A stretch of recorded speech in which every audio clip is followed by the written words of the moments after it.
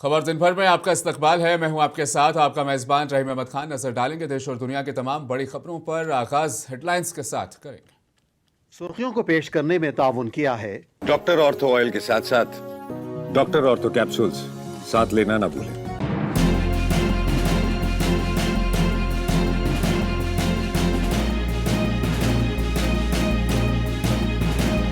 दरगाह मस्जिद फैज़ इलाही के आतम में बुलडोजर कार्रवाई के मुजम्मत। एमसीडी ने कहा अदालत की हिदायत के मुताबिक की गई कार्रवाई।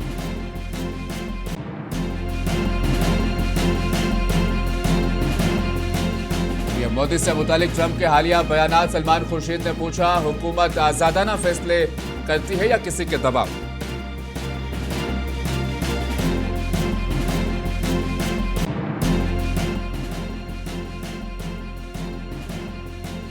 एमके स्टालिन ने तमिलनाडु में हिंदुओं के हुकूक का सलब करने से मुतालिक अमित शाह के बयान को किया मुस्तरद।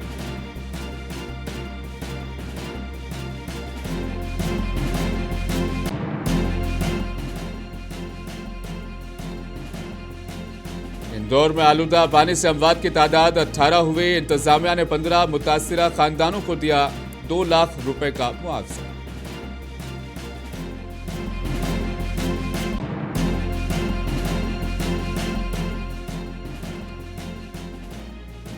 इजराइल ने यरूशलेम के करीब मुतनाज़िया बस्ती की तामीर के लिए इक़दाम किए शुरू। मगरबी किनारे का इलाका 2 हिस्सों में तकसीम होने का खदशा।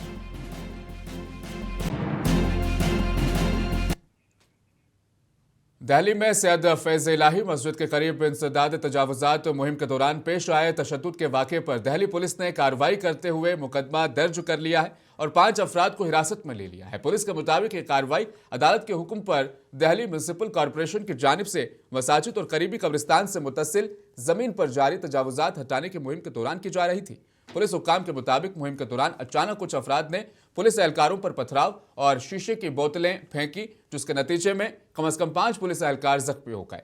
हालात पर काबू पाने के लिए पुलिस को आंसू गैस के गोले इस्तेमाल करने पड़े, जिसके बाद भीड़ को मुंतशिर किया गया और इलाके में नज़्म व ज़ब्त बहाल किया गया। पुलिस ने बताया कि 5 अफराद को पूछताछ और सीसीटीवी फुटेज से शिनाख्त की गर्ज से हिरासत में लिया गया। इसके साथ ही इलाके में नस्ब कैमरों और सोशल मीडिया पर गर्दिश करने वाले वीडियोस का भी तज्जिया किया जा रहा है ताकि तशद्दुद में शामिल दीगर अफराद की शिनाख्त की जा सके। हिरासत में लिए गए अफराद और ऐनी शाहिदीन के बयानात भी दर्ज किए जा रहे हैं। एमसीडी ने वाज़ेह किया है कि इंहदामी मुहिम के दौरान सैयद फैज़ इलाही मस्जिद को कोई नुकसान नहीं पहुंचाया गया है। एमसीडी ने कहा कि इंहदामी कार्रवाई के दौरान कोर्ट की हिदायत की तामील की गई है।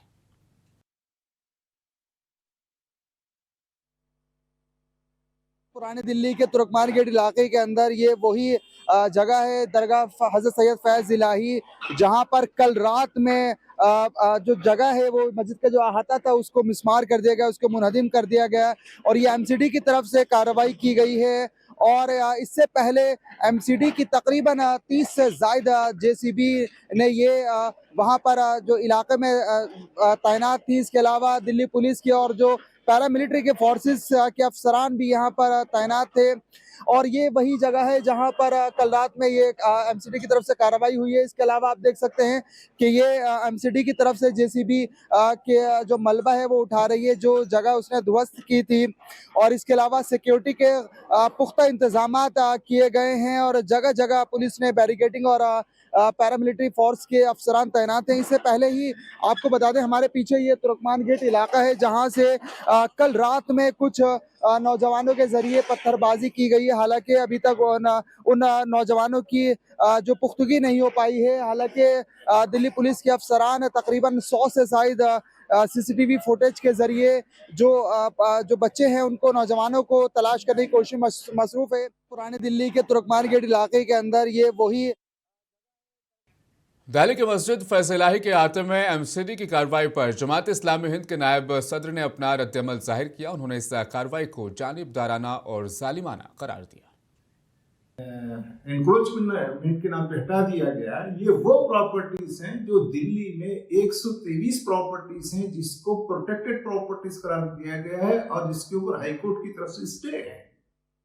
दूसरा यह है कि मुस्लिम फरीक दिल्ली अदालत के फैसले के खिलाफ में कोर्ट को रुजू हुआ है। और कोर्ट ने दोनों फरीकों को ये कहा है कि म्युनिसिपल अथॉरिटीज को भी और मुस्लिम फरीक को भी वो पूरी तफसीलात के साथ रुजू हो, और एक दूसरी 22 तारीख दी गई। जब ये तारीख दी गई है तो अथॉरिटीज पूरा फैसला आने से पहले उस इंक्रोचमेंट के नाम पर उस मस्जिद की प्रॉपर्टीज को तबाह करना, उसको बुलडोज करना, ये कहाँ का इंसाफ है? ये तो एक जानिबदारी है, ये तो एक जुल्म है, ये तो एक कुव्वत से ये बताना है कि हम जहां चाहें जैसे चाहें मुसलमानों की प्रॉपर्टीज को नुकसान पहुंचाएंगे। तो ये एक बहुत ही जानिबदाराना और जालिमाना फेल है। हम इसको समाजवादी पार्टी लीडर एसटी हसन ने दिल्ली में मस्जिद के करीब इंहदामी मुहिम पर सख्त तबसरा किया। उन्होंने पूछा कि आधी रात को बुलडोजर लाने की क्या जरूरत थी। उन्होंने एसपी रुकन पार्लियामेंट मुहिबुल्लाह नदवी का भी दिफा किया है। देखिए, रात के 2 बजे इन ठंडी रातों में बुलडोजर ले जाने की जरूरत क्या थी, वो भी इतनी सेंसिटिव जगह पे जहां मस्जिद थी, जहां पे एक दरगाह है। जय अफवाह ये उड़ गई कि मस्जिद को गिराने जा रहे हैं, दरगाह के ऊपर बुलडोजर चलेगा, तो नेचुरल बात है कि लोग उत्तेजित होंगे। लोगों ने अपना गुस्सा, अपनी प्रतिक्रिया दी। हालांकि पत्थरबाजी भी गलत है, कानून को हाथ में लेने का किसी को हक नहीं, लेकिन लोकसभा में अपोजिशन लीडर राहुल गांधी ने अमेरिकी सदर डोनाल्ड ट्रंप की जानिब से हालिया दिनों में वज़ीर आज़म नरेंद्र मोदी से मुतालिक दिए गए बयानात के तनाजुर में सख्त लहजे में तंज किया है। उनका यह तबसरा ट्रंप की उन बातों के बाद सामने आया जिनमें उन्होंने भारत पर आयद किए गए 50% टैरिफ के हवाले से वज़ीर आज़म मोदी की नाराज़गी का जिक्र किया था।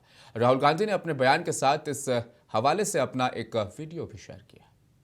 बीजेपी आरएसएस वालों को अब मैं अच्छी तरह जानता हूं। इन पर थोड़ा सा दबाव डालो, थोड़ा सा धक्का मारो, डर के भाग जाते हैं ये लोग। जैसे उधर से ट्रंप ने एक इशारा किया, फोन उठाया, कहा मोदी जी क्या कर रहे हो?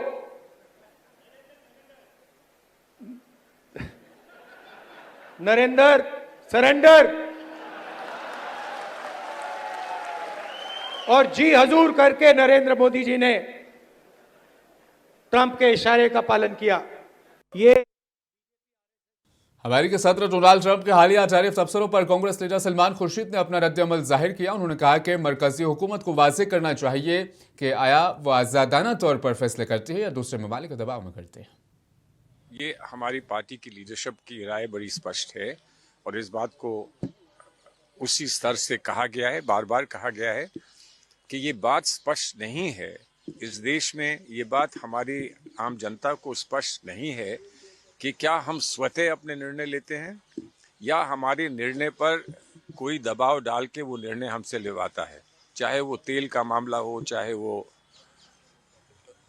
ऑपरेशन सिंदूर का मामला हो, चाहे वो हमारा जो रवैया है यूक्रेन की ओर है या हमारा रवैया जो गाजा की तरफ है, जो भी है, क्या वो स्वतः हमारा निर्णय होता है या हम पर कोई दबाव डाल के वो निर्णय हमको लेना पड़ता है। इसका एक सवाल बार बार उठा है और हमने ये चाहा है कि इसको पार्लियामेंट में इस बात को स्पष्ट किया जाए और इस पर पूरी चर्चा हो, चर्चा होकर दूध का दूध, पानी का पानी सामने आए। ऐसा टीएमसी के राज्यसभा रुकन साकेत गोखले ने वजीर खारजा एस जयशंकर पर सख्त तनकीद करते हुए उन्होंने कहा कि मुल्क का अब तक का सबसे नाअहल वजीर खारजा उनको करार दिया, जबकि इल्जाम लगाया कि अमेरिकी सदर डोनाल्ड ट्रंप और वजीर आज़म नरेंद्र मोदी को रोजाना की बुनियाद पर वो जलील करते हैं।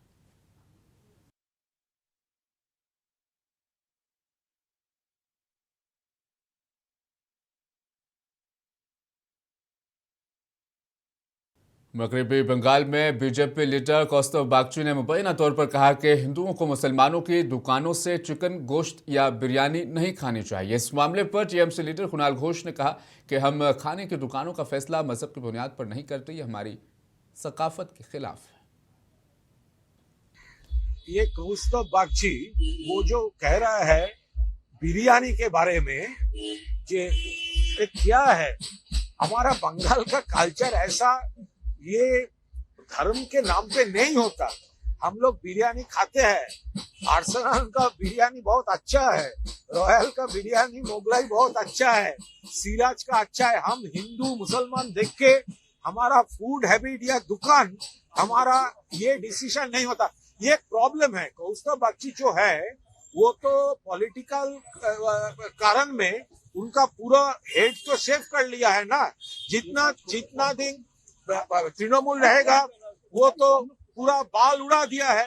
और अभी बहुत कोल्ड वेदर, बहुत कोल्ड वेदर, सो वो सर पे कुछ इम्बैलेंस का कुछ इंडिकेशन आ रहा है। ये सब स्टेटमेंट वही कारण से हो रहा है, नहीं तो ऐसा कारण बंगाल में खड़ा होके बिरयानी कौन दुकान से खाना है, मटन कौन दुकान से खरीदना है, कोई नॉर्मल हेड से ये तो निकलेगा नहीं।